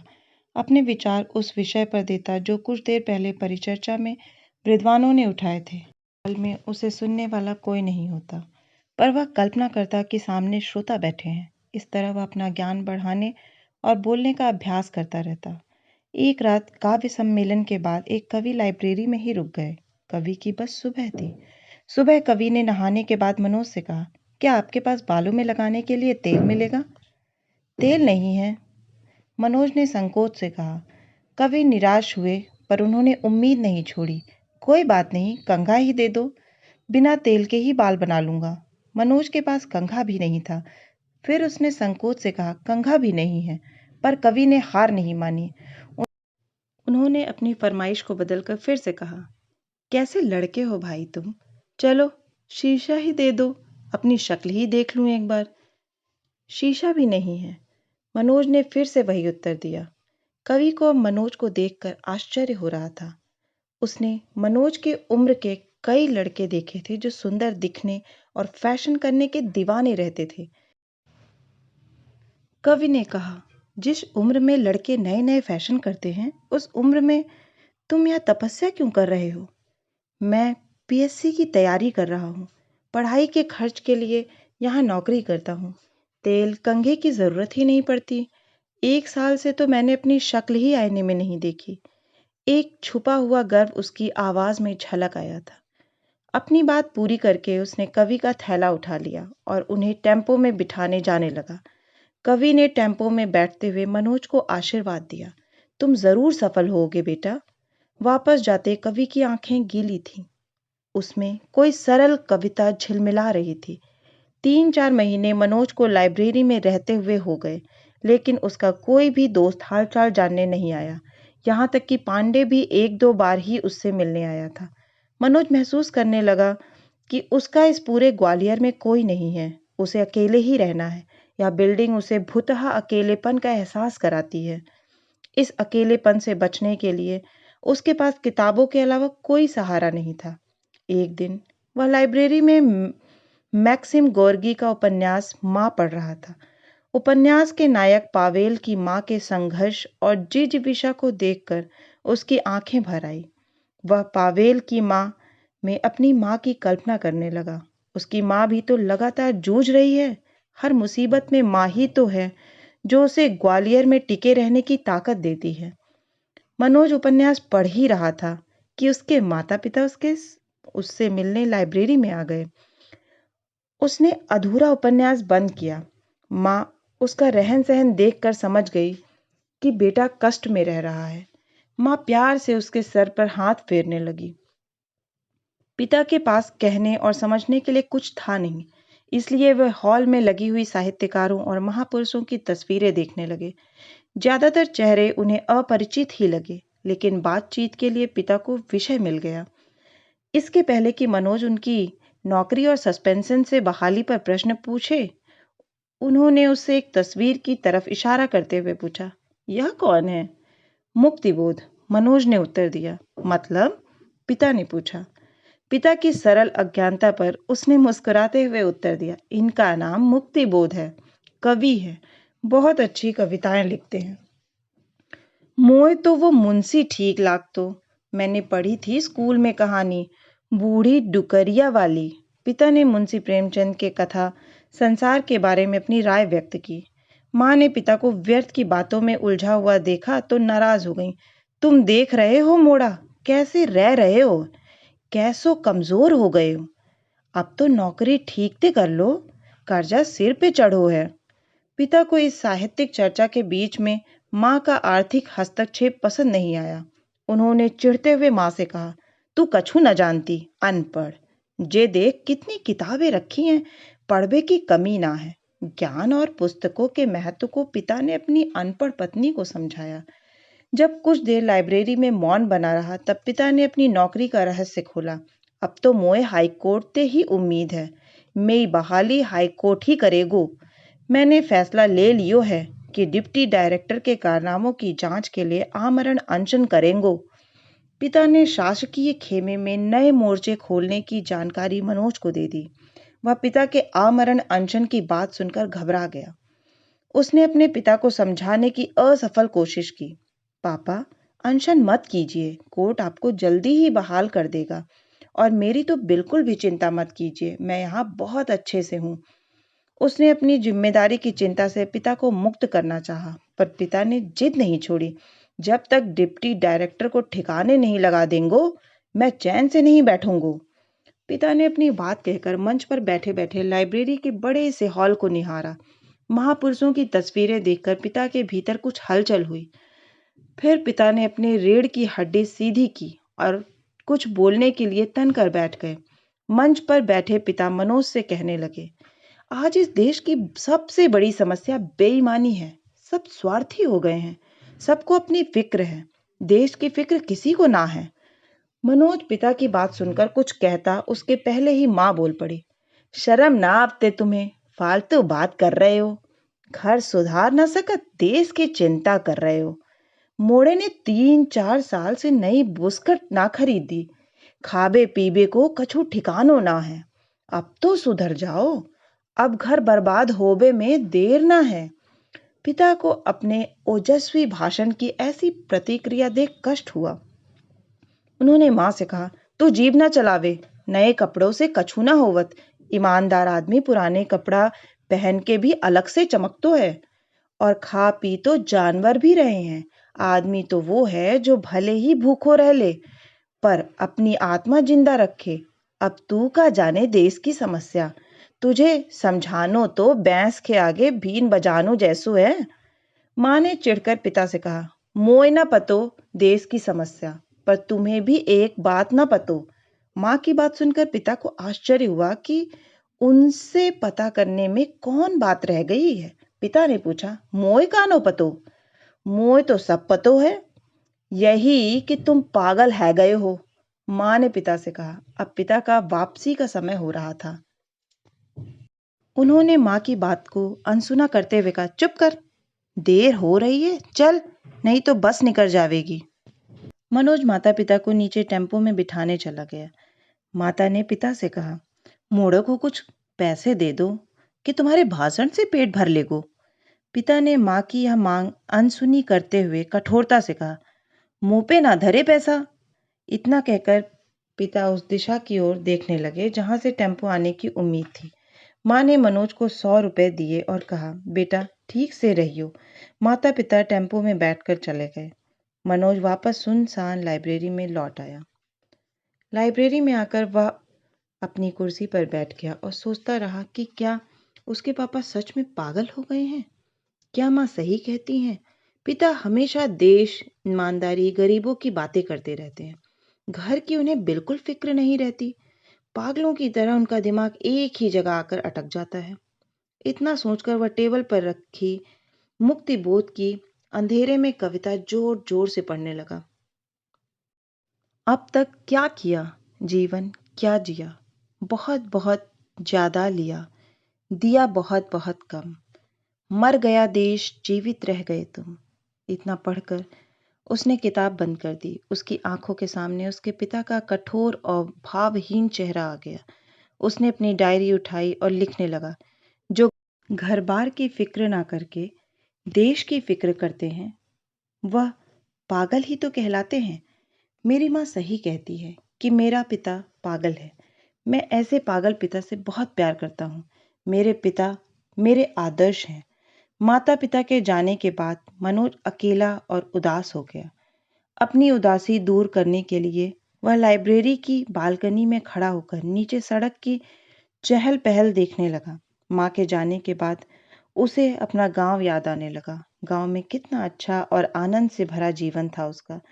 ग्वालियर में पिछले कुछ साल से वह अपने भीतर के मस्त मौला और गांव के रंग में रंगे अल्हड़ मनोज से मिला ही नहीं। शादियों का सीजन चल रहा था। नीचे सड़क पर एक बारात जा रही थी। बारात में गाना बज रहा था, मेरा पिया घर आयो ओ राम जी। बाराती इस गाने पर झूम झूम कर डांस कर रहे थे। बारात में कुछ बूढ़े बारात को जल्दी आगे बढ़ाने की कोशिश कर रहे थे, पर युवा बार बार बारात को एक ही जगह रोक कर डांस कर आनंद ले रहे थे। बारात की मस्ती देखकर मनोज सोचने लगा कि निराशा का कोई कारण ही नहीं है। चारों तरफ आनंद के क्षण बिखरे पड़े हैं, बस हमें उन्हें समेट लेना है। हालात तो परेशान करने के लिए ही होते हैं, पर मुझे उल्लास और आनंद की तलाश नहीं छोड़नी चाहिए। ऐसा सोचकर उसने लाइब्रेरी का गेट बंद किया और चप्पल पहनकर लगभग दौड़ता हुआ नीचे पहुंच गया। अभी भी मेरा पिया घर आया ओ राम जी गाना चल रहा था, पर शायद बूढ़ों को लड़की वाले के दरवाजे पर पहुंचने की जल्दी थी, इसलिए वो बारात को जल्दी जल्दी आगे बढ़ाने में लगे थे। मनोज जब वहां पहुंचा तो बारात आगे बढ़ने लगी थी। उसने बारात के बीच में पहुंचकर बैंड वाले को आदेश सा दिया, ये काली काली आंखें। बैंड वाला शायद अपने गायन की कला का अभी तक मन भर के प्रदर्शन नहीं कर पाया था, इसलिए मनोज का आदेश पाकर वह तुरंत बाजीगर फिल्म का ये काली काली आंखें ये गोरे गोरे गाल गाना गाने लगा। बूढ़ों की कुड़कुड़ाहट से हतोत्साहित जवान लड़कों में उसने नया जोश भर दिया। असहाय बूढ़े मिसमिसा कर रह गए। मनोज अपनी आंखों और गालों पर हाथ फेर फेर कर डांस कर रहा था। एक बार फिर बारात अपने रंग में आ गई। किसी बाराती को पता नहीं चला कि यह जोशीला डांसर बिन बुलाया मेहमान है। 15 मिनट लगातार डांस करने के बाद मनोज पसीने से तरबतर हो गया। बारात आगे बढ़ गई।